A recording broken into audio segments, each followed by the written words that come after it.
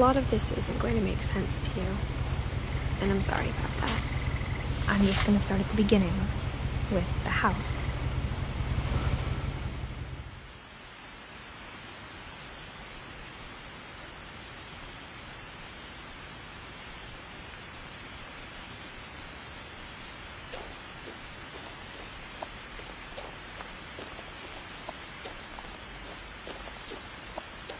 I lived here until I was 11, but I wasn't allowed inside half the rooms.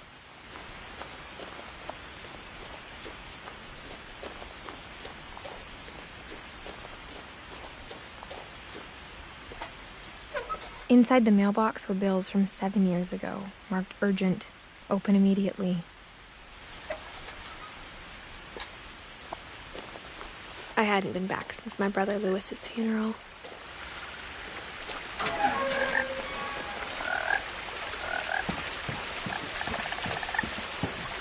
In her will, my mother left me a key, but didn't tell me what it unlocked. Maybe she thought I'd know. Or she thought that the mystery would be enough to bring me back.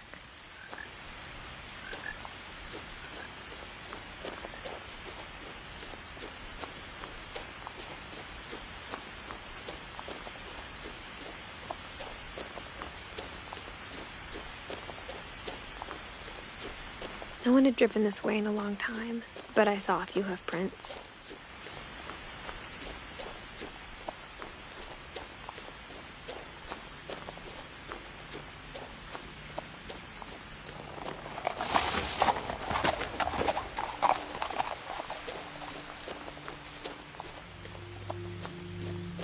The truth is, even after I inherited the house, I never thought I'd come back to it. But now I had questions about my family that only the house knew the answers to.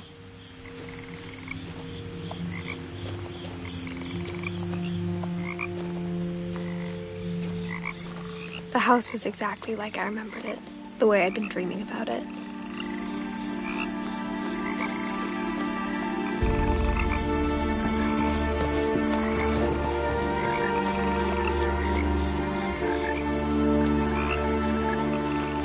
As a child, the house made me uncomfortable in a way I couldn't put into words.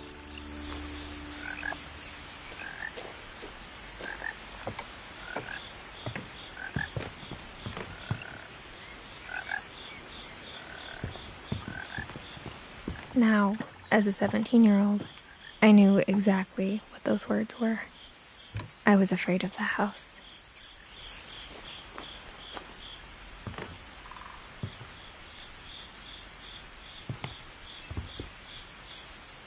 I hoped the key might unlock the front door. It didn't.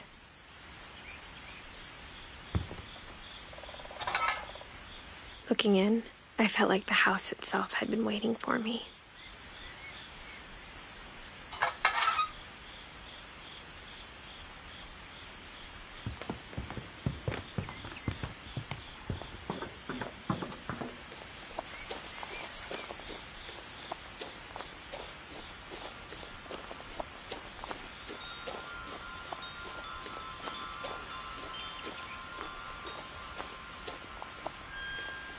The house felt like it had always been here. Even the swing set was older than my mother.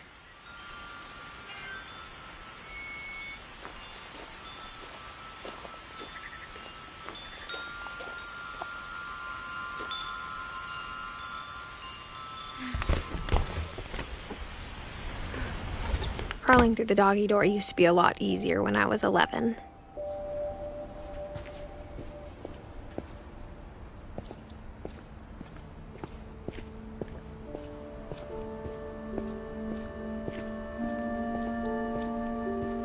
For the first time in years,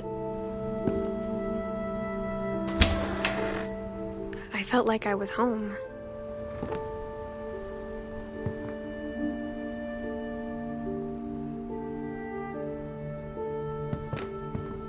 But instead of a family, there were just memories of one.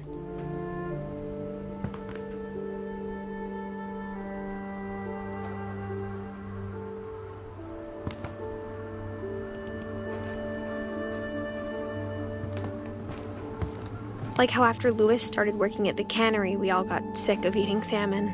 Except our cat, Molly.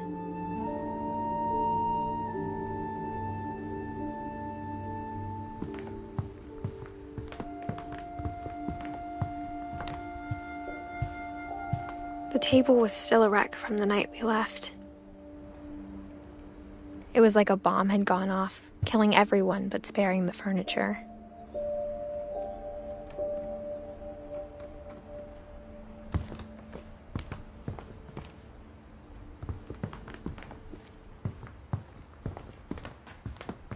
Nothing in the house looked abnormal. There was just too much of it, like a smile with too many teeth. Even the fireplace had a story. Edie told me the bricks came from the original house, after it sank.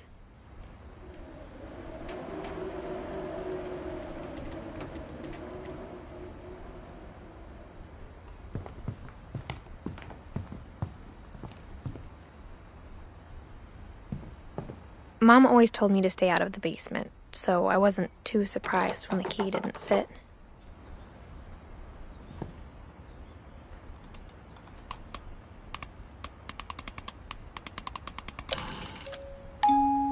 Great-Grandpa Sven built a music box for Barbara, along with the rest of the house.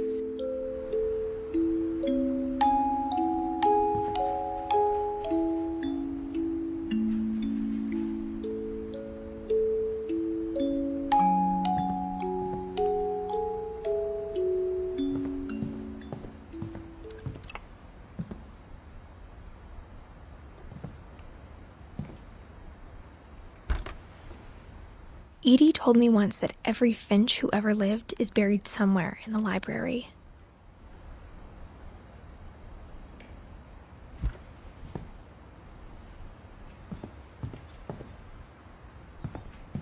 My mom wasn't much of an optimist, but she never stopped believing that my brother Milton was alive.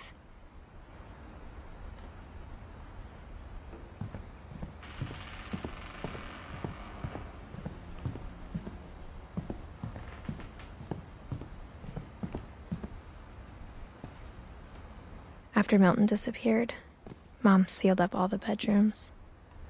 Then Edie retaliated and drilled peepholes.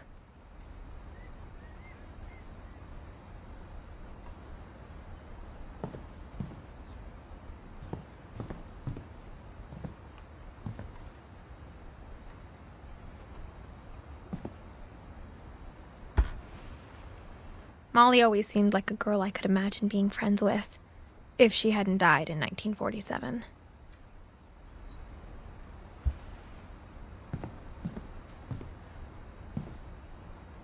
I spent a lot of time playing in Great Uncle Walter's room. I think my mom sometimes regretted not sealing it up.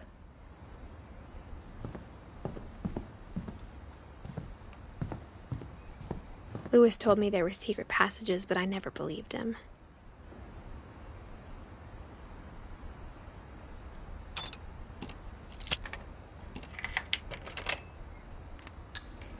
Turns out, my mom was really good at keeping secrets. Now it was time to find out what my mom had been afraid of.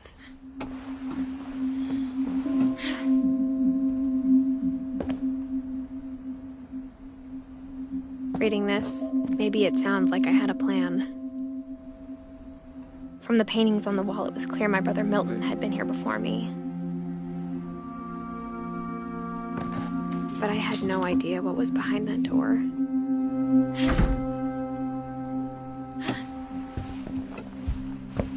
Just like I had no idea where all this was gonna lead. I got the sense Edie had spent a lot of time here, before my mom sealed the doors.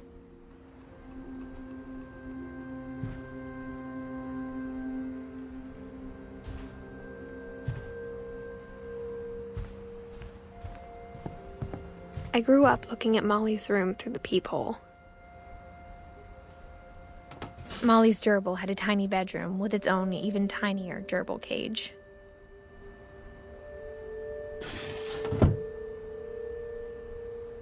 Being inside for the first time, I felt like I'd stepped behind a painting.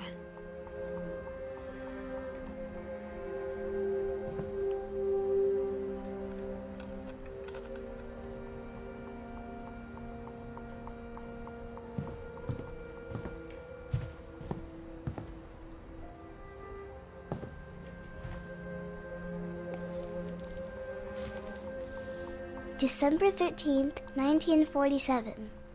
Dear Diary, I'll be gone soon, but I wanted to tell somebody about what's gonna happen. It started when Mom sent me to bed without dinner. I woke up and I was starving, so I looked around for something to eat.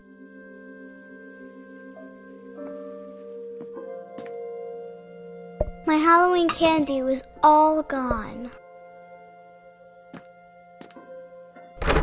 Mom, can I come out now? Sweetheart, it's late. Go to sleep.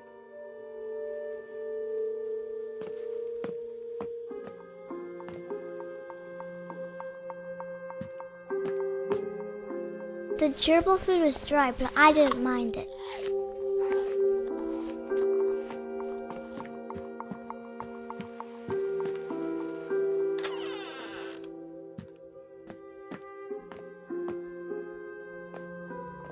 I kept eating and eating.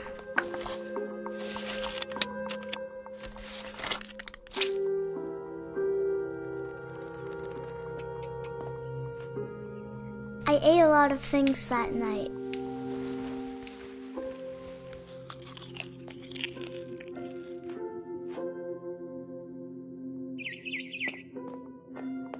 Then I heard chirping outside my window.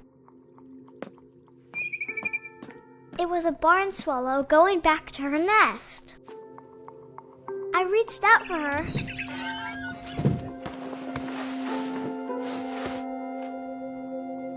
And suddenly, I was a cat.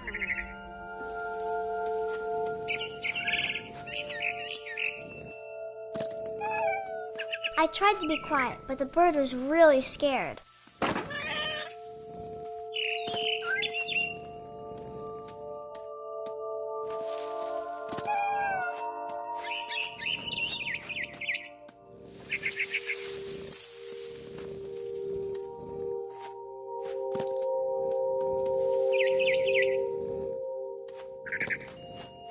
Mom and Dad didn't even look at me.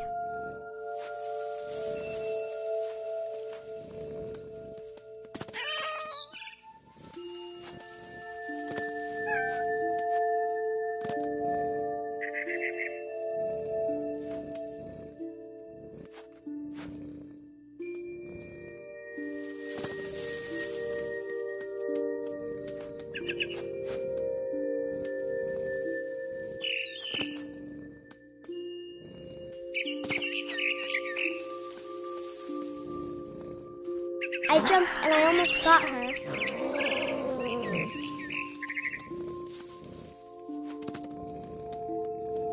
I could tell she was getting really tired. Now I was up in the big tree.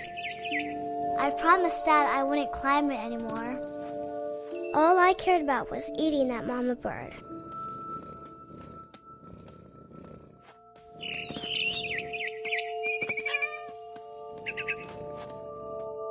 I gobbled her up. And suddenly, I was an owl. First, all I heard was the wind. Then I heard little teeth nibbling in the grass.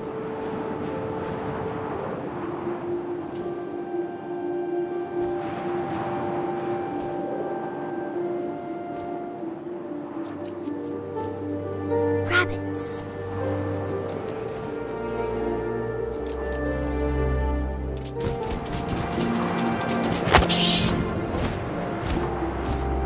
I imagined his face looking up and seeing mine through my talons.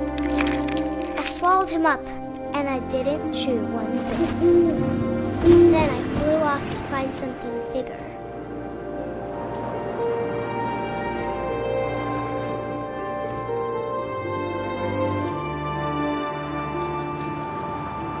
A a mama rabbit.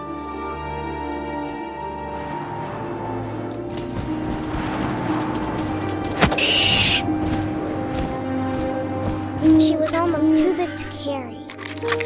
I started choking, but I couldn't stop eating. And suddenly, I was a shark.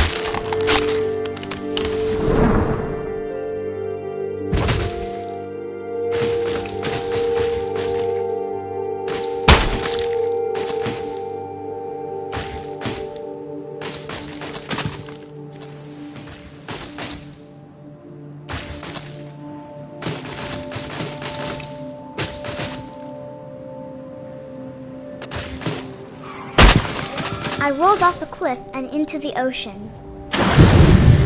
Now, I was hungrier than ever.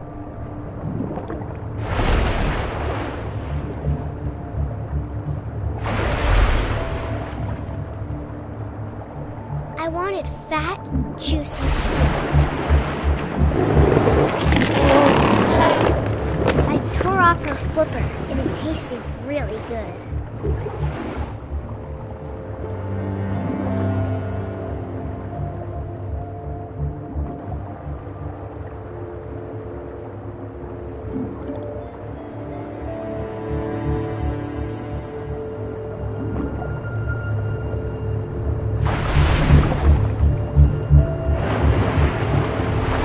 Grabbed on tight, but I was so hungry, I jumped out of the water.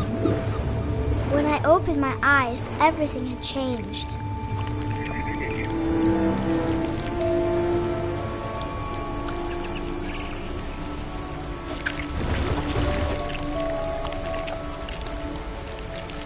Now I was a monster, and I smelled people everywhere.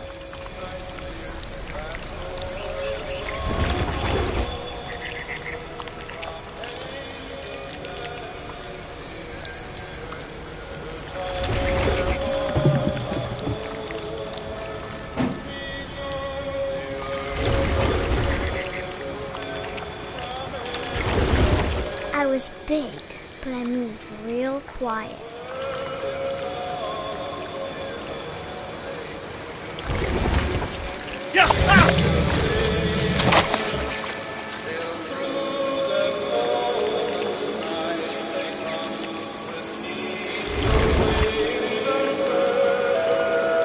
I wanted to stop, but also I didn't.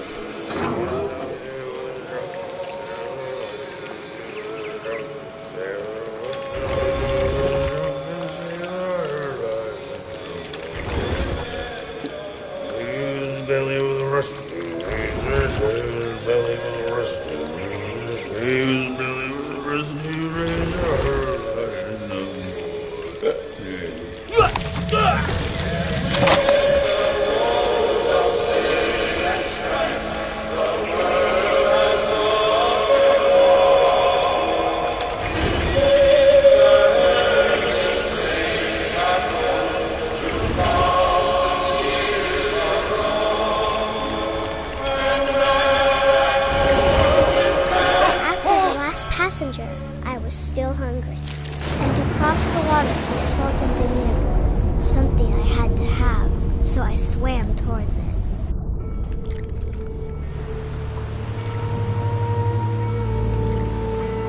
I slithered onto the sand, and the good smell went into an old pipe.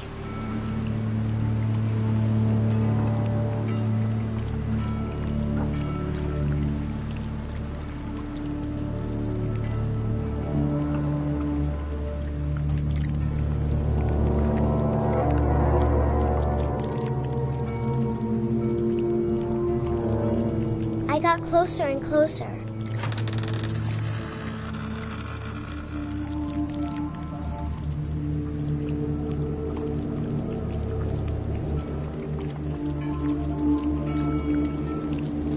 All my stomach started growling. And suddenly, I was me again. I held my breath for a long time, but I couldn't hear anything.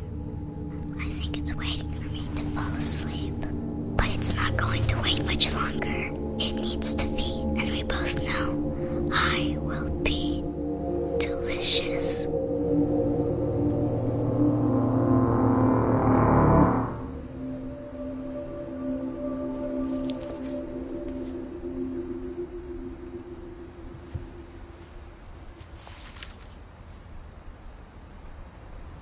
not sure if I believed all of that, but I'm sure Edie would have.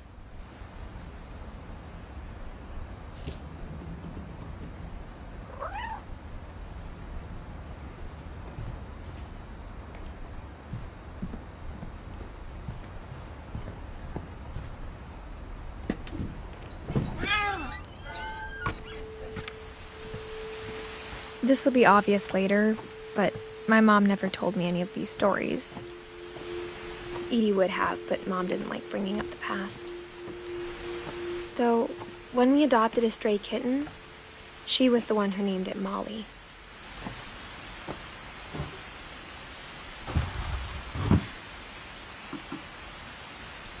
I spent a lot of time in Great-Grandma Edie's room. We got along, and it was a good place to hide from my mom.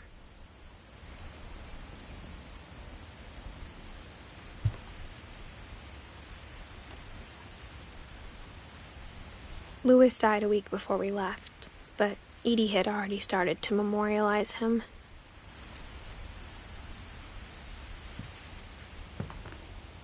Her room was like a museum.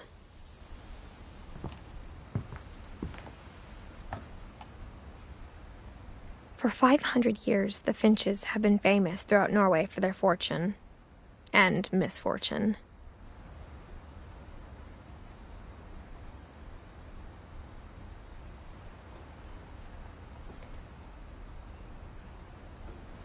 Odin Finch buries the latest victims of the family curse, his wife Ingeborg and their newborn son, Johan.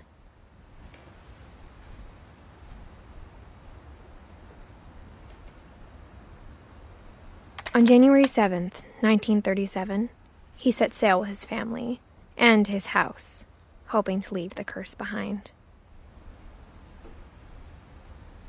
But 40-foot waves off the coast of Washington send the house and Odin to the bottom of the sea. Odin's daughter Edie, with husband Sven and baby Molly, step ashore on their new home, Orcas Island. Odin Finch is the first to be buried in the new family cemetery.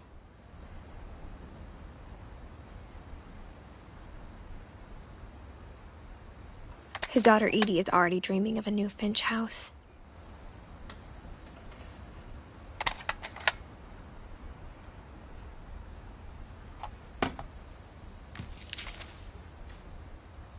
Whatever's wrong with this family, it goes back a long ways.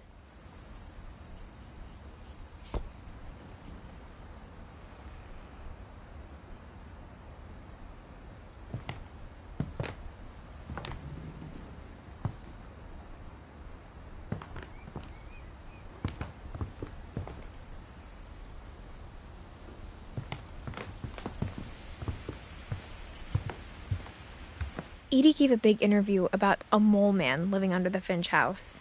My mom was furious.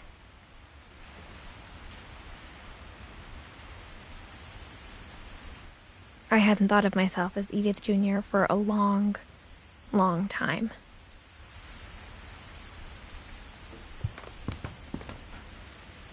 One summer, they evacuated the island, but Edie refused to go.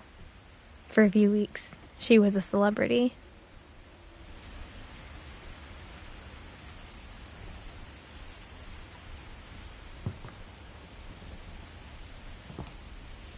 When Edie told people Sven was killed by a dragon, she could also have said he was building a dragon-shaped slide that collapsed. She could have, but she didn't.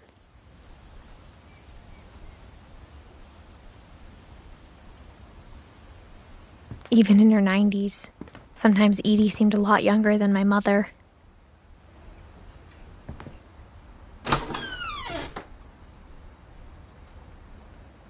The only trace Grandpa Sam's first wife, Kay, left on the house was the pink bathroom.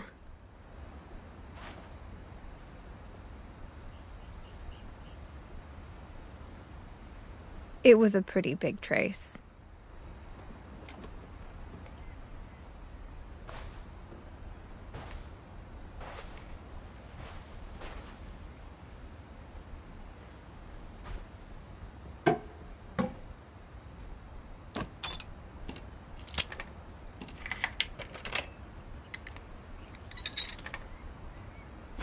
There's a secret in this bathroom. It's in the last place you would look. It isn't in the cupboard. It's hidden in this book.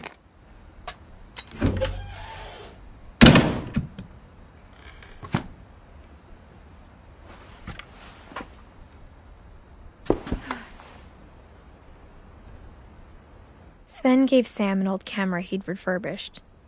He never put it down.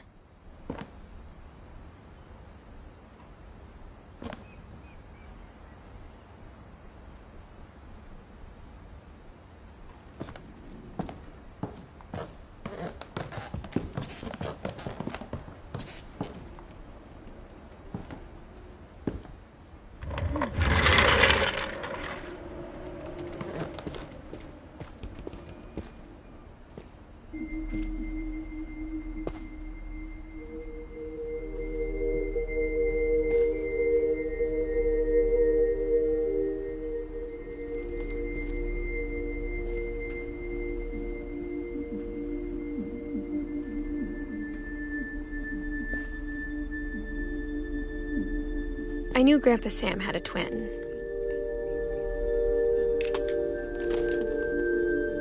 And that he never talked about him.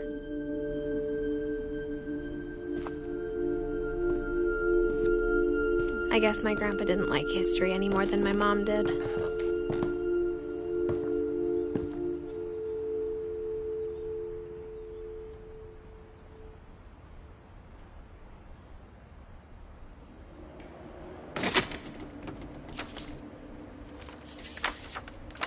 How I Want to Remember My Brother by Sam Finch. The thing I remember is that when he made up his mind, that was it.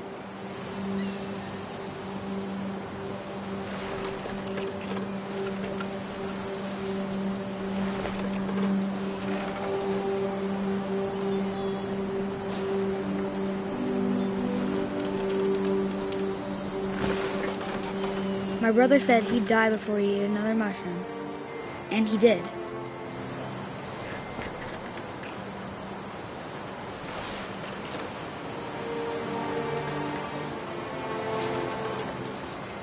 At Barbara's funeral, we swore we'd never be afraid again. And he wasn't.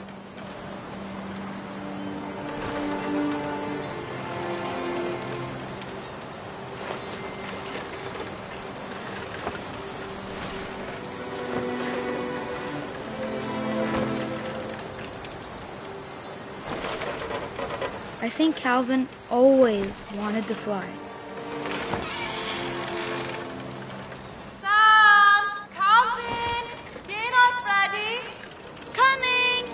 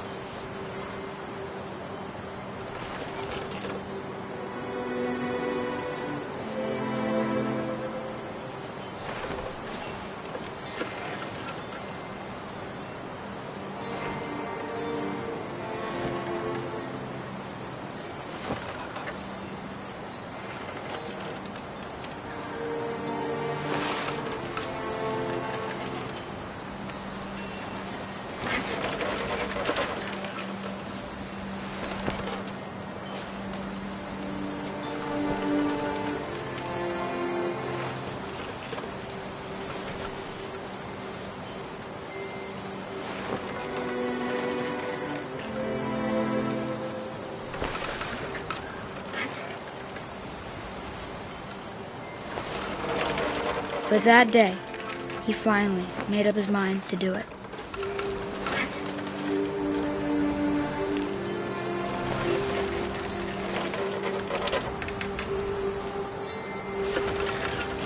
I told him going around was impossible.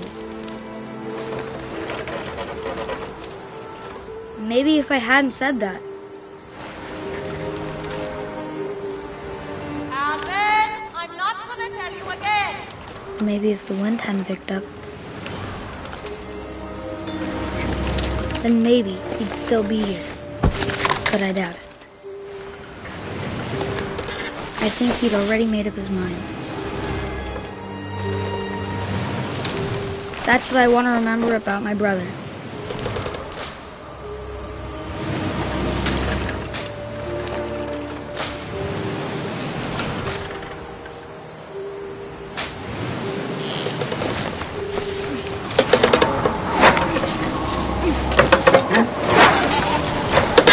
The day he made up his mind to fly. And he did.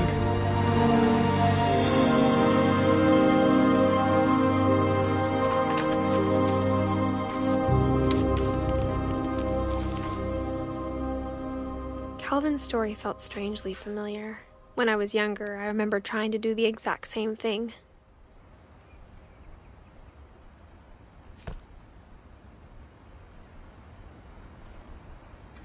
After the funeral, Edie roped off Calvin's half of the room.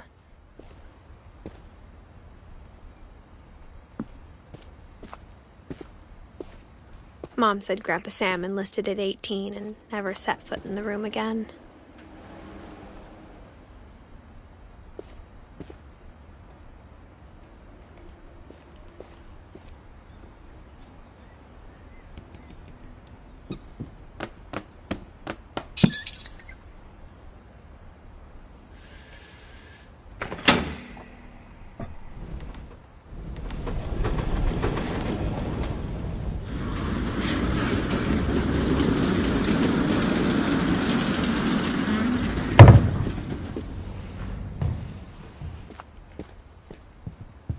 The passages were a pretty tight fit. They'd obviously been built for smaller hands and bellies.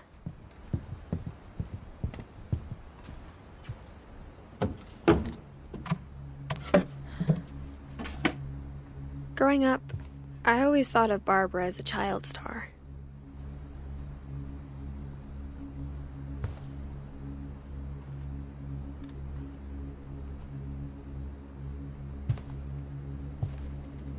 I never thought about how hard it must have been for her afterwards.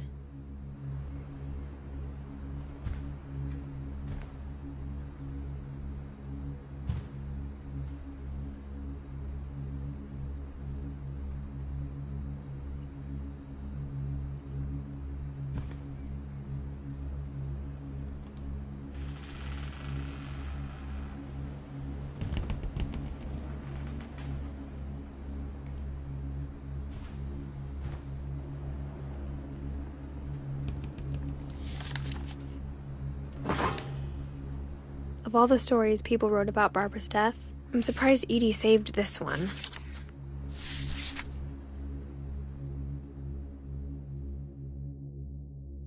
Old Jack here with another ghastly tale inspired by America's most unfortunate family.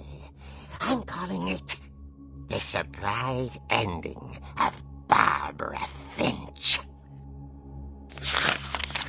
As a child star, Barbara was famous for her scream. Now at 16, she was all washed up. A has-been. But in a lucky break, she'd been asked to perform her signature scream at a local convention for monster movie fans. It was just the boost her career needed.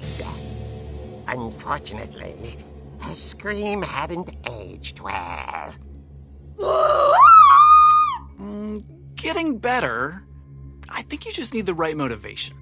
Her biggest fan and current boyfriend, Rick, was about to demonstrate when... Now that was a great scream. It was Barbara's father, Sven. He'd slipped into a table saw and had to be rushed to the emergency room. So Barbara got stuck babysitting her youngest brother, Walter.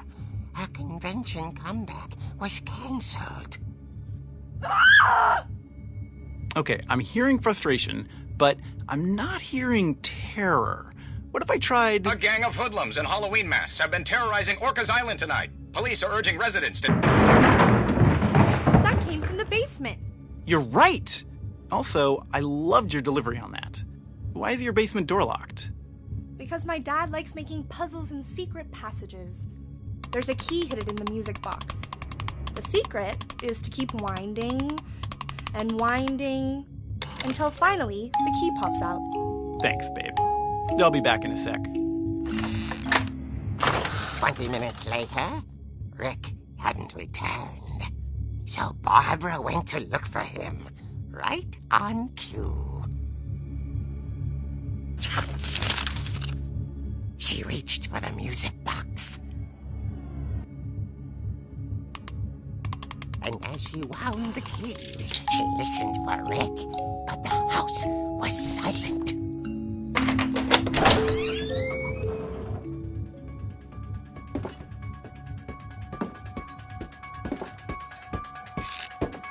She found Rick's crutch and imagined the worst.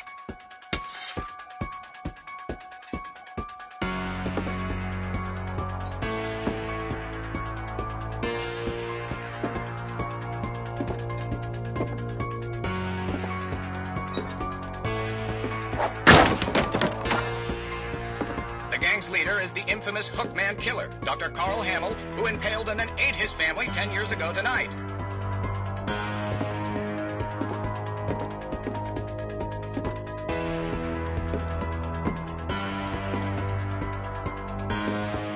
The old fridge rattled and grew still.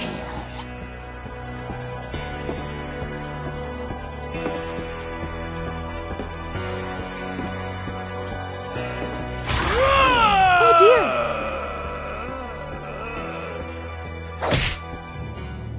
Oh! Rick? Barb, relax. I was just trying to scare you to help you find your scream. Well, I'm not scared, Rick. I'm furious. Then act furious. All I'm getting from you now is that you're hurt and confused and you... She threw him out, but she kept a little something to remember him by. Barb, have you seen my other crutch?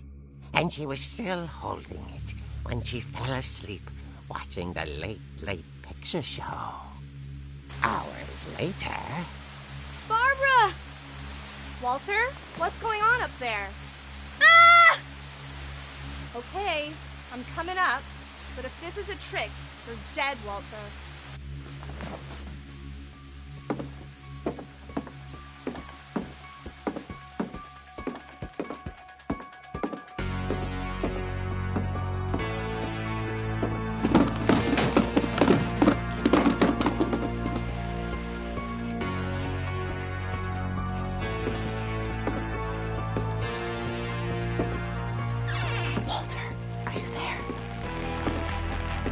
Walter had vanished, but his bedside radio was still on. Orcas Island police describe the man as 6 feet tall, with a steel hook for a hand.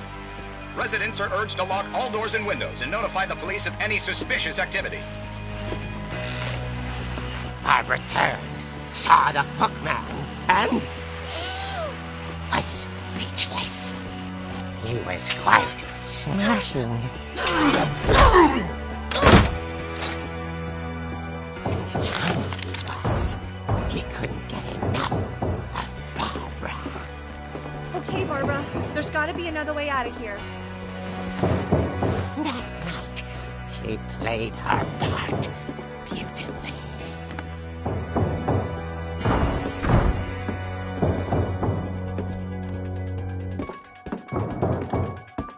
Molly's door hadn't been opened in years. The hinges grow.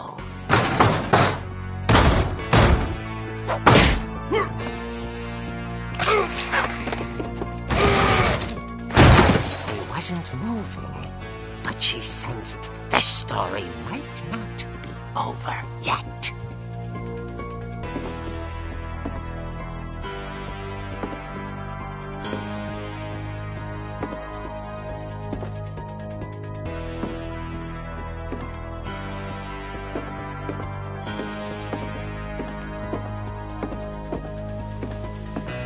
The hookman had vanished.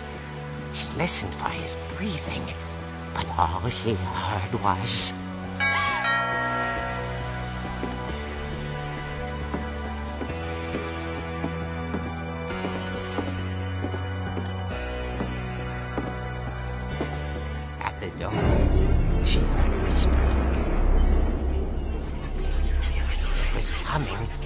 inside the house.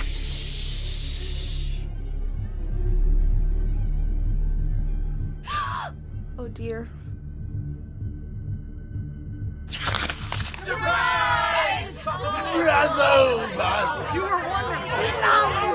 monsters had come to surprise her. For Barbara, it was a dream come true. Then she saw what kind of monsters they were, and she realized what was about to happen. She was going to be famous. And with her final breath, Barbara Finch gave the performance of her life.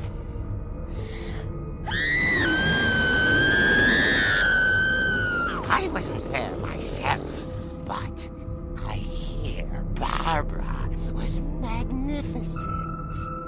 Poor girl. She had a taste for stardom. But unfortunately, so did her fans. Of course, the police blamed it all on poor Rick, who disappeared the same night. And little Walter? Hiding under his bed the whole time. He took it all pretty hard, but that's another story. As for Barbara, tucked inside the music box is all they ever found of her. Her ear. Now that's what I call a real eerie tale.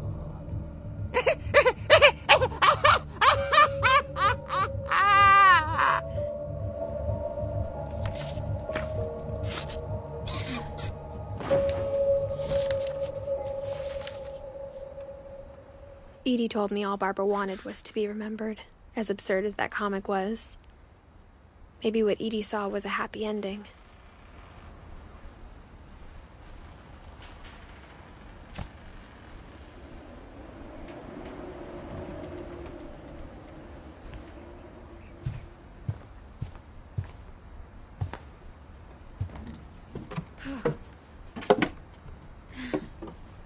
I guess now I know why Mom didn't like me playing with the music box.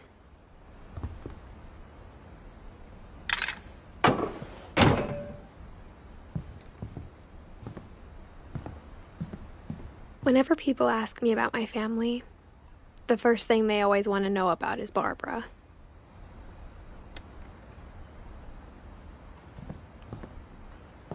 Edie's father, Odin, built the original house.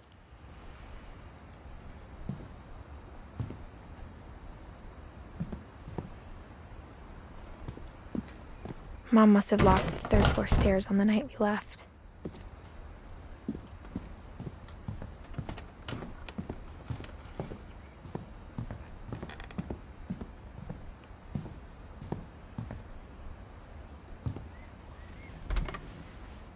My Grandpa Sam spent 7 years sharing a room with his dead brother, Calvin.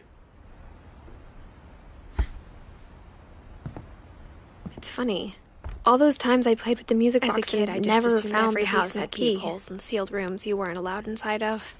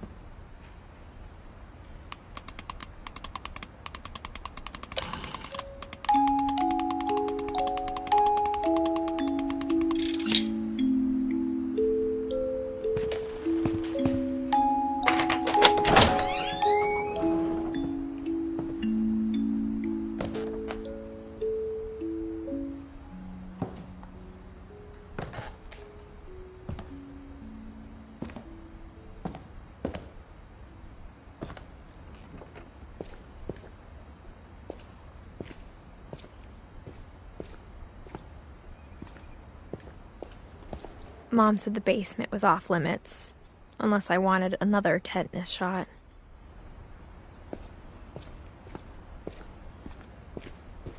I saw Edie sneak down to the basement once, carrying packages. I thought maybe she was hiding presents.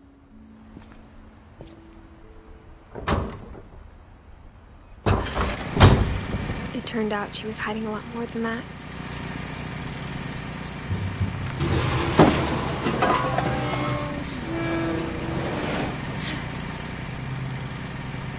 I remember asking Mom once about where Walter had gone. She said after Barbara died, he got as far away as he could.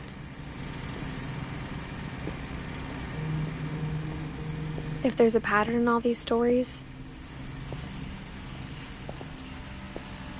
I think it's that none of us has gotten very far.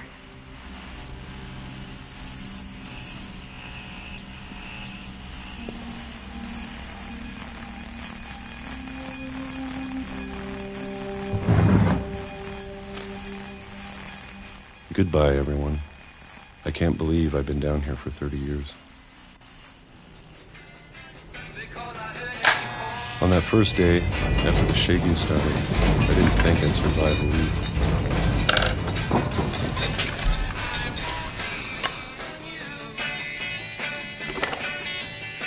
But after a few days, I settled into a routine. That's what kept me sane. Having a schedule, living for today. I always expected to be dead tomorrow.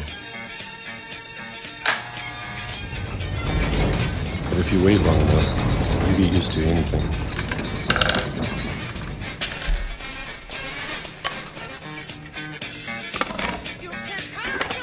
Even a monster on the other side of the door starts to feel normal.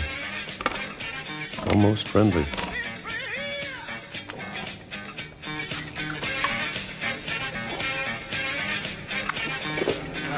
And then one day, everything just stopped. Whatever that thing was, it was gone. Maybe it got tired of waiting. Or maybe I just got tired of being afraid.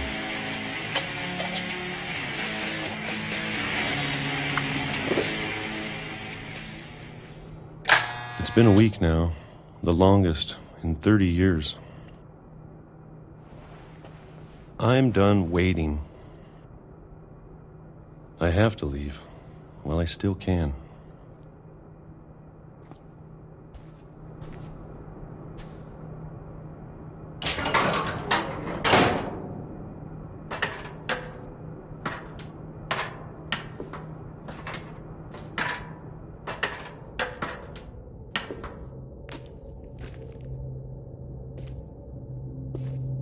I know it's out there, somewhere. Whatever killed Barbara and Molly and Calvin. Maybe this is all a mistake. But I need to stop living the same day, even if it kills me.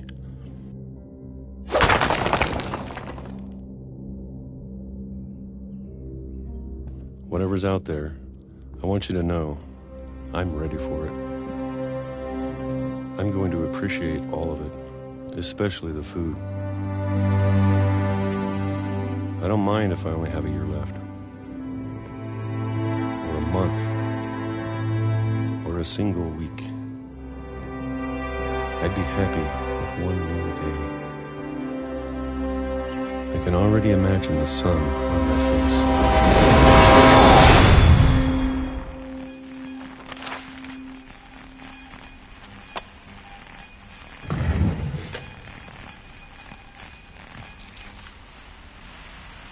Walter died when I was 6. I can't believe my mom never told me he was down here.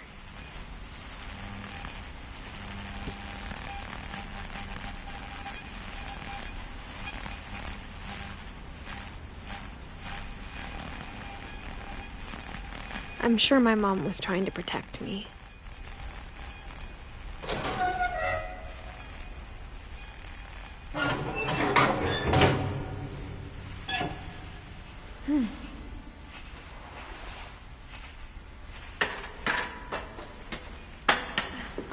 Maybe she was afraid I'd end up like Walter.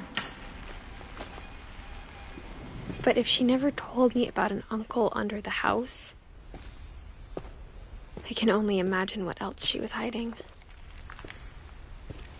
I don't want to make the same mistakes she made. Trying to bury something that's still alive.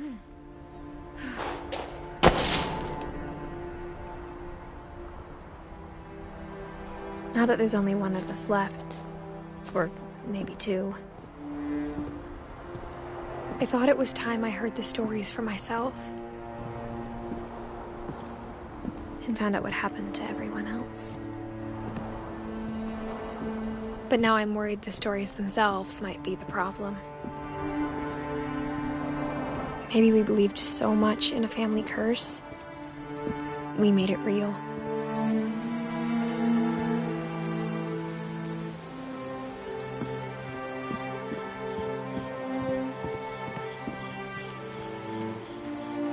I don't know if I should even be writing this.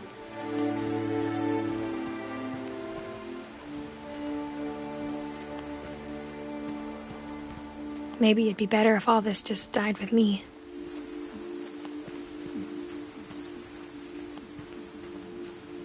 But I thought you should know about your family.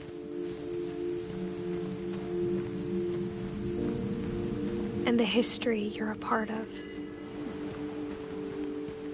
Though to be honest, I feel as lost as you probably do right now.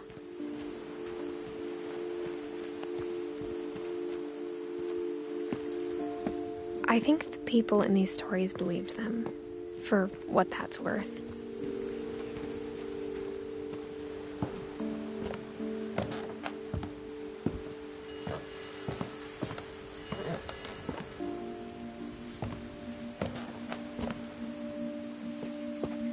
Starting the house.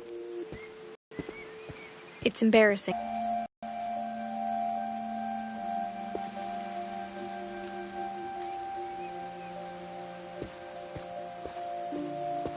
Sven built the house, but it was Edie who designed the cemetery.